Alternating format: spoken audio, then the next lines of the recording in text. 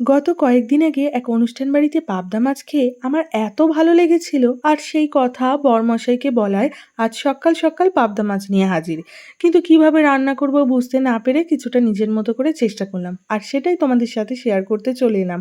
এর জন্য প্রথমে লবণ হলুদ মাখিয়ে রাখা পাবদা মাছগুলোকে সর্ষের তেলে সামান্য ভেজে নিয়ে কিছুটা সর্ষে পোস্ত আর কাঁচা লঙ্কা একসঙ্গে বেটে সাইড করে রেখে দেওয়ার পর সেই ভাজা তেলের মধ্যে কালো জিরে ফোড়ন দিয়ে আদা, লবণ, হলুদ আর কিছুটা টমেটো কুচি দিয়ে নাড়াচাড়া করে তার মধ্যে বেটে রাখা সর্ষে পোস্ত দিয়ে কিছুক্ষণ কষিয়ে নিয়ে জল দিয়ে সেই ভাজা কয়েকটা পাবদা মাছ তার মধ্যে দিয়ে ওই মিনিট 10-15-র মধ্যেই রান্না করে ফেললাম সর্ষে পোস্ত পাবদা।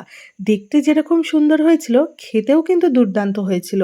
গরম ভাতের সঙ্গে এই সর্ষে পোস্ত পাবদাটা জাস্ট জমে গেছিল, আর সেই অনুষ্ঠান বাড়ির কথা আবারও মনে করিয়ে দিয়েছে। আর তোমরা অবশ্যই বাড়িতে এইভাবে একবার ট্রাই করো।